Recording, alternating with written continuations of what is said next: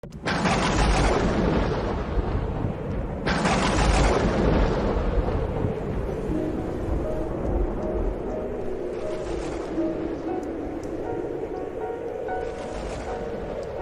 Seigneur soit avec vous. Et avec votre esprit. Évangile de Jésus-Christ selon saint Marc. Gloire à toi, Seigneur. En ces jours-là, comme il y avait de nouveau une grande foule de gens et qu'ils n'avaient pas de quoi manger, Jésus appelle à lui ses disciples et leur dit : « J'ai pitié de cette foule, car depuis 3 jours déjà, ils sont avec moi et n'ont rien à manger. Si je les renvoie chez eux à jeûne, ils vont défaillir en route. » Or, quelques-uns d'entre eux sont venus de loin. Ses disciples lui répondirent : « Où donc pourra-t-on trouver du pain pour qu'ils en mangent à leur faim dans ce désert ? » Il leur demanda : « Combien de pain avez-vous ? » Ils lui dirent : « 7. » Alors il ordonna à la foule de s'asseoir par terre. Puis, prenant les 7 pains et rendant grâce, il les rompit, et il les donnait à ses disciples pour que ceux-ci les distribuent. Et ils les distribuèrent à la foule. On avait aussi quelques petits poissons. Il les bénit et les fit distribuer aussi. Ils mangèrent à leur faim, et des morceaux qui restaient, on ramassa 7 corbeilles. Or, ils étaient environ 4000. Puis Jésus les renvoya. Aussitôt montant dans la barque avec ses disciples, il alla dans la région de Dalmanuta. Acclamons la parole de Dieu. Louange à toi, Seigneur Jésus.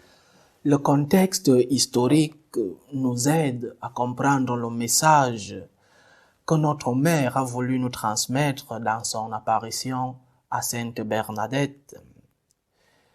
Après la Révolution française, fin du XVIIIe siècle, l'incroyance, le matérialisme domine le monde occidental. Il y a donc une crise des racines dans la culture occidentale. L'homme veut construire une société en tournant le dos à Dieu. Nous le voyons ces derniers jours dans le livre de la Genèse que nous sommes en train de lire. Aujourd'hui, l'homme se cache de Dieu. Notre mère se manifeste donc dans ce contexte d'incroyance, dans ce contexte de la mort de Dieu proclamée par ces philosophes du soupçon.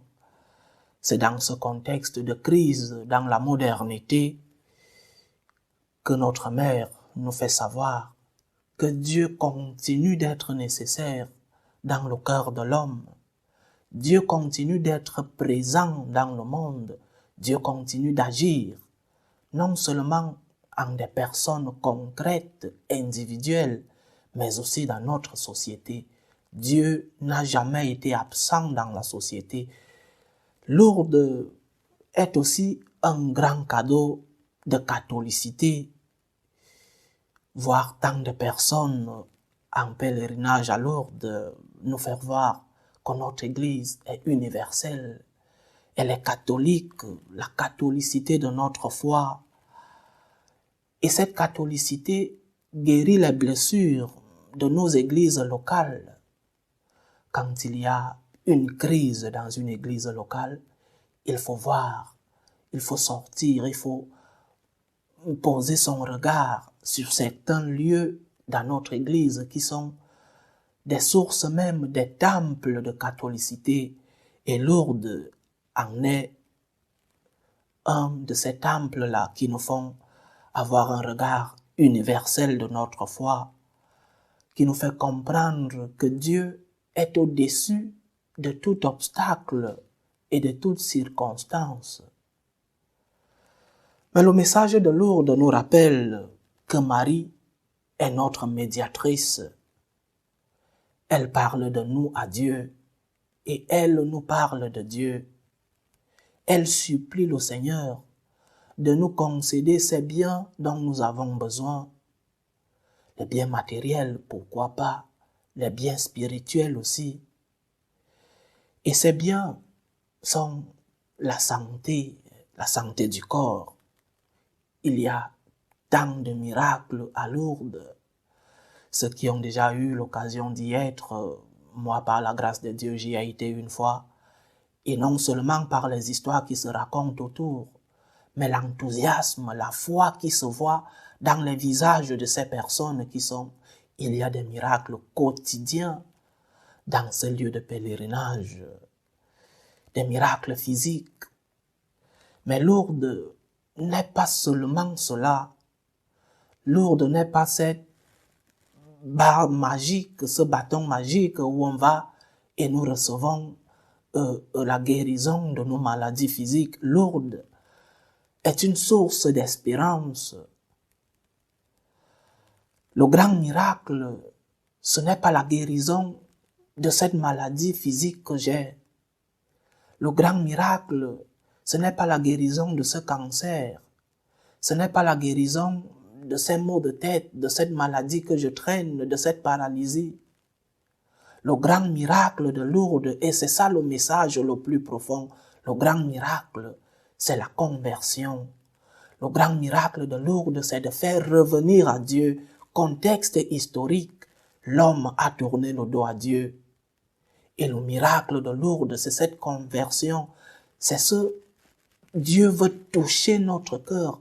Dieu veut que nous soyons conscients qu'il continue d'être présent dans la société, la conversion.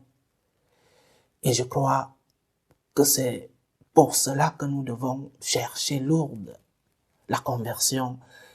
Il est plus difficile pour le cœur de se convertir que pour un paralysé ou un malade de cancer de guérir.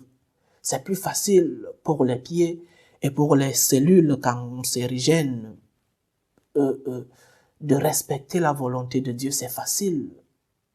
Mais le cœur de l'homme est plus difficile à retourner à Dieu parce que nos pieds, nos cellules obéissent, mais le cœur de l'homme est plus dur. Alors conversion, allons à Lourdes pour demander ces miracles, ces guérisons de nos maladies. Pourquoi pas notre mère est médiatrice et beaucoup de miracles se font au quotidien dans ce lieu. Mais allons surtout à Lourdes pour demander la conversion, pour que Dieu touche nos esprits, pour que nous puissions faire ce retour à Dieu. Je crois que nous allons à Lourdes pour cela, pour aller demander de l'aide, bien sûr. Parfois, sans maladie particulière, tu y vas pour demander de l'aide pour toi-même, pour tes proches.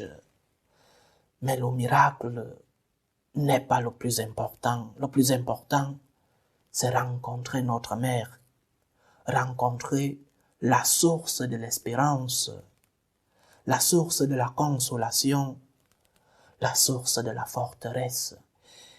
Et cela nous est toujours garanti. Peut-être que tu vas rentrer de ce lieu sans avoir reçu la guérison de cette maladie, mais tu rentreras toujours avec ces 3 points. Forteresse.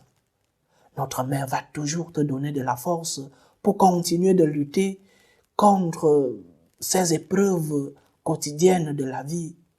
Forteresse, espérance, mais aussi consolation. Ces 3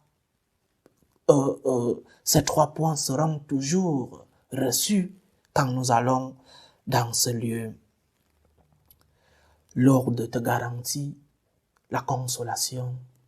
Notre mère est consolatrice des affligés. Et chaque fois que nous allons vers elle, nous recevons cette consolation. Elle est espérance, source d'espérance. Elle nous donne aussi la force de pouvoir lutter dans les épreuves quotidiennes de notre vie. Mais Lourdes, c'est aussi un temple de la gratitude. Gratitude pour la santé que tu as, mais aussi gratitude pour la santé que tu avais. Parce que personne ne peut dire que j'ai toujours été un malade grave. Nous avons tous eu un moment de santé. Alors, gratitude pour la santé que tu as ou pour la santé que tu as eue. Lourdes est un temple de la gratitude.